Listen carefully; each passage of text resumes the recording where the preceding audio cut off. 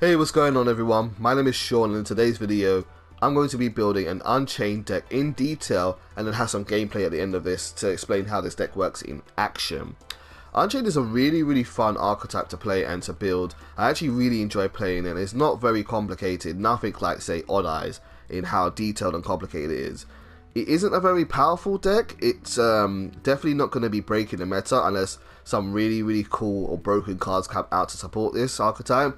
It's a very balanced and a very fair deck, and this is a deck which I would strongly recommend to beginners to play because it's actually very straightforward.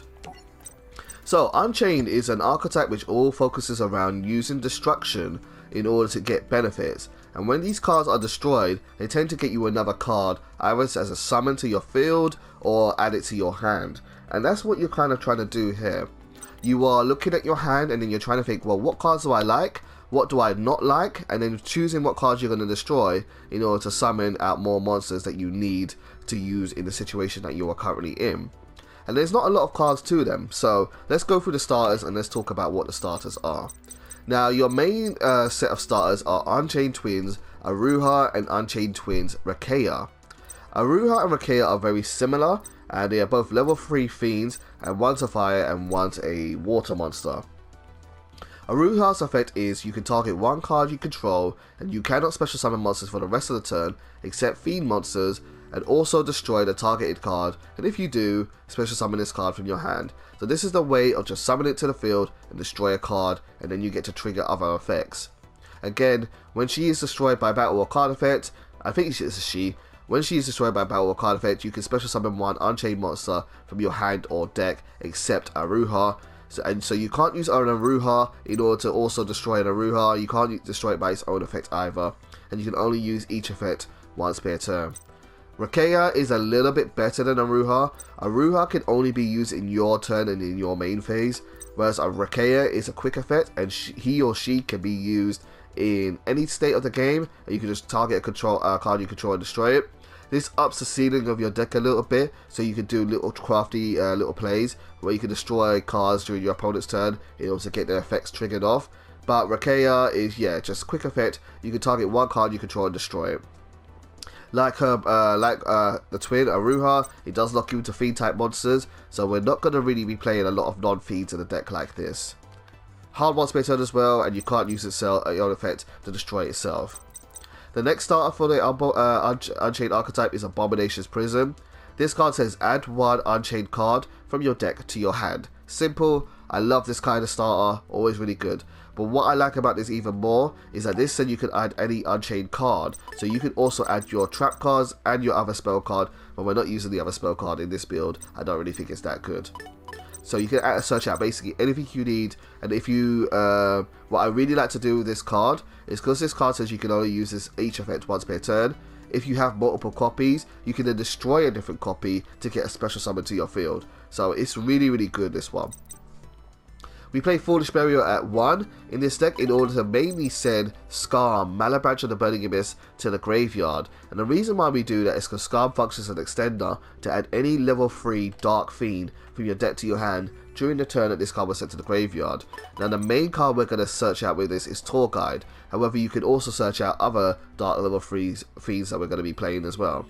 And Tour Guide from the Underworld is amazing. She's one of the best cards in any Fiend deck because she just lets you get more monsters in the field and goes plus, and really helps out with Link summoning into Link 2s. So Tour Guide also really powerful. Now Tour Guide can also search out, and also Skarm can also search out your Dark Spirit of Malice and Dark Spirit of Banishment, who we'll talk about later. And then all of your Unchained cards can summon your bigger monsters, which are called your Unchained Soul cards, back to the field. So they're a very easy way to get any card you really want from your deck. Now we also play 3 copies of Pot of Extravagance, and I want to explain why Pot of Extravagance is a really good fit for a deck like this. In this type of deck, what you're constantly doing is you're constantly trading with yourself in order to do other effects. You're losing a resource in order to gain a resource, and it makes this deck very fair and very balanced. However, in modern day Yu-Gi-Oh, most decks just have abilities and have ways to gain advantage and just go plus for free without losing any cards at all. And so any other cards basically you play in Unchained need to really help this deck out in terms of card advantage so that you always go plus and never really go neg. And so we're playing Pot of Extravagance. Even though we have extra deck monsters that we like to play in this deck, we're playing Pot of Extravagance because we just need the help with this deck in order to go plus. So whenever you play this card is basically just Pot of Greed, where you get 2 cards for the cost of 1, but also for the cost of banishing cards from your extra deck. So yeah, Extravagance, we are playing that free as a starter. Now, the beautiful thing about Unchained is because they all activate an effect when they are destroyed. They are all basically just extenders as well as other forms of cards. So it makes them very, very versatile, and also you don't really tend to brick with a deck like this. So I'll talk about some of the extenders here. First, we have Unchained Soul, Abominable Unchained Soul. This card works as an extender because when one of your cards are destroyed, if this card is in your hand, it can summon itself to the field. And then, if this card is destroyed, it can bring itself back to the field, but it shuffles itself back into your deck afterwards. So, 2 ways of being an extender with this card. Dark Spirit of Banishment and Dark Spirit of Malice are extenders which summon monsters from your graveyard. I want to talk about these more a little bit later on.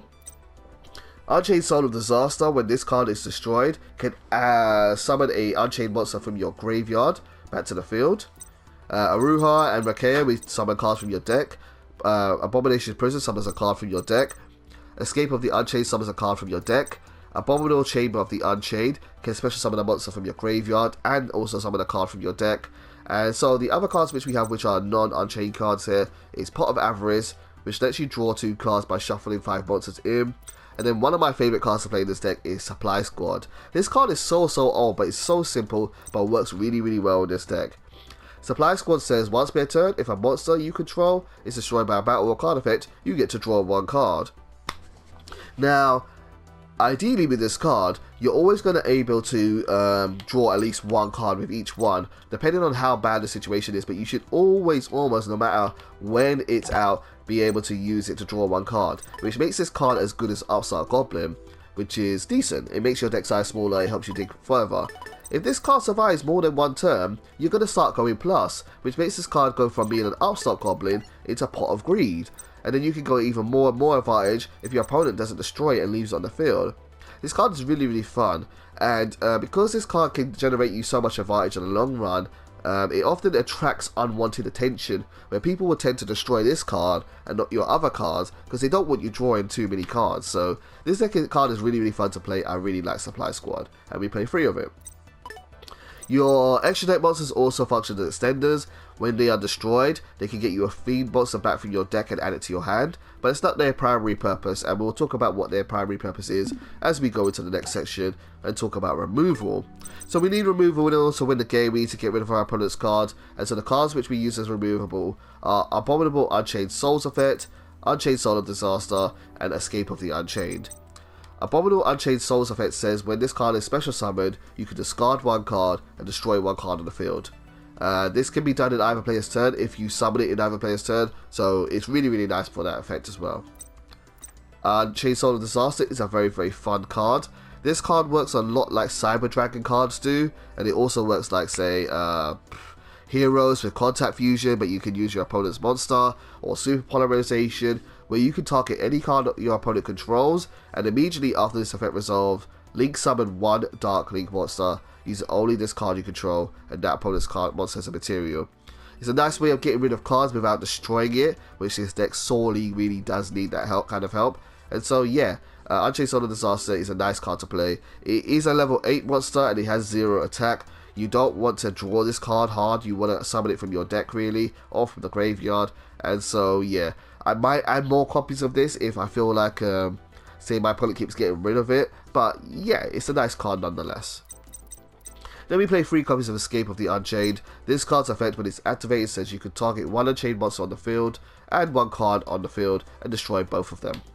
Really easy, really basic card to use. Now, a lot of your removal comes from your extra deck, and so we play 3 copies of Unchained Soul of Anguish. We play 3 because we're playing Extravagance. This card works the same way as Unchained Soul of Disaster does, where you can use one of your opponent's monsters in order to do a link summon with itself. So yeah, that's just basically how it works. And then you've got Unchained Abomination. Unchained Abomination is absolutely insane. This card is destruction on crack. It just says, hey, you do something, I get to destroy something. That's all it is. If a card on the field is destroyed by card effect, except by Unchained Abomination, and except during the damage step, you get to destroy a card on the field. When another monster is destroyed by battle, you get to destroy a card on the field. During the end phase, you get to destroy a card on the field. That's all it is. It just says, hi, you do something, I just want to destroy cards. And it's really, really fun to play. This card can be a great equalizer to just constantly get rid of cards your opponent controls. Now, our main deck doesn't really have a lot of spell and trap removal. I'm not playing anything like Cosmic, I'm not playing anything like Twin Twister, I'm not playing Lightning Storm, so we've got 2 copies of Nightmare Phoenix to fill that role as well, should you need it. Similarly, this deck also, like I said earlier, really does need ways to get rid of cards without destroying them, because you're going to run into decks where you can't destroy them by card effects. And so we have Nightmare Unicorn, which can shuffle a card on the field by targeting it and discarding it. And then we also have Blackluster Soldier, Soldier of Chaos. You're playing level 8 monsters, so you can make this card with its full effect quite easily. And the way you use this card as removal is if you destroy a card by battle, you can banish any card on the field. So that's another way, and this doesn't target either. So that's another way for you can remove cards with this deck. In terms of defense, a lot of the cards that you use as removal are also defense, so I won't go over them again. But yeah, just try to use them as defense as well. 2 cards which I really enjoy playing this deck are the Dark Spirit cards. And we play 1 copy of Dark Spirit of Banishment and 1 copy of Dark Spirit of Malice. Dark Spirit of Banishment says, if your opponent's monster attacks, at the start of the damage step, you can send this card from your hand or field to the graveyard, then target 1 level 8 fiend monster in your graveyard. You get to special summon it to the field, and its effects are negated, but you can change the attack target to it and perform damage calculation. So you can summon something like Unchained Soul, Abominable, back to the field and then force your opponent's monster to attack into that instead. So it's a really, really nice surprise kind of factor. Dark Spirit of Malice works similarly to this card, but this card activates when your opponent activates a card or effect. So again, your opponent does that for something, you get to activate this and get a fiend monster to from your graveyard back to your field.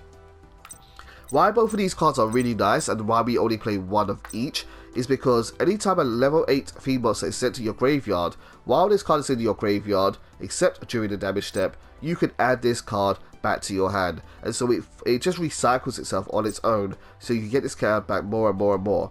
This means that anytime your opponent destroys your level 8 fiends, you get this card back. If you link summon with them, you get this card back. If you destroy them yourself, you get this card back. It's really, really fun to play this deck.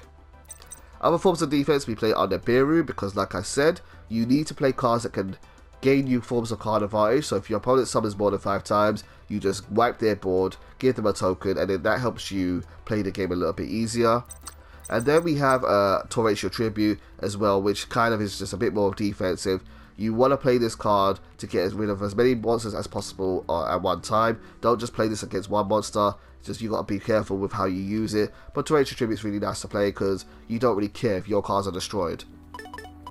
Now, Unchained Soul of Rage works as an opposite to Unchained Soul of Anguish, where Unchained Soul of Rage can only be used in your opponent's turn. Very similar effect, does the same thing, but works during your opponent's turn, so this functions as a form of defense. Unchained Abomination, I already talked about how crazy this card is. He's removal, he's defense. Anytime something happens, I get to destroy something. Alright, to wrap this up, we talk about the bombs for the deck. You do need bombs in a deck like this. You need cards which are just going to say, yo, I'm going to really just like stop you from doing whatever you're doing right now. And most of the cards that are bombs in this deck we've already covered. The only thing I haven't covered is Dark Ruler no more. Again, you're going to run into situations where you have just monsters on the board which have effects that you just really can't deal with, or you can't attack over them. And so Dark Ruler no more just says, yo, negate all cards that you currently control, you can't respond, and then you can have some time in order to destroy those cards and get rid of those threats. And so yeah, we're playing 3 copies of this as well. And so that is the build overall. Let's have a look at this overall. We got 2 copies of Abominable Unchained Soul, 1 copy of Dark Spirit of Banishment, 1 copy of Dark Spirit of Malice, 3 Nibiru, 1 Skarm, 2 Tour Guide, 1 Unchained Soul of Disaster, 3 Aruha, and 3 Rikeya. Then we have 3 copies of Prison, 3 copies of Dark Ruler no more, 1 Foolish Burial, 1 Pot of Avarice, 3 Pot of Extravagance, and 3 Supply Squad. Then we have 3 Abominable Chamber of the Unchained, 3 Escape of the Unchained, and 3 Torrential Tribute.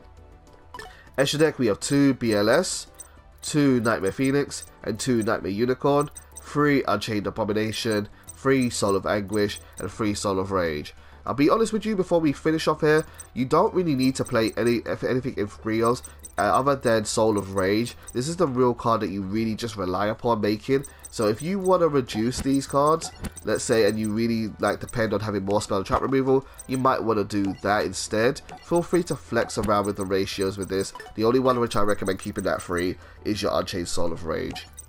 So yeah, this is the deck build. Hopefully this makes sense and hopefully this works. If this video hasn't been too long already, I'm going to go into some gameplay.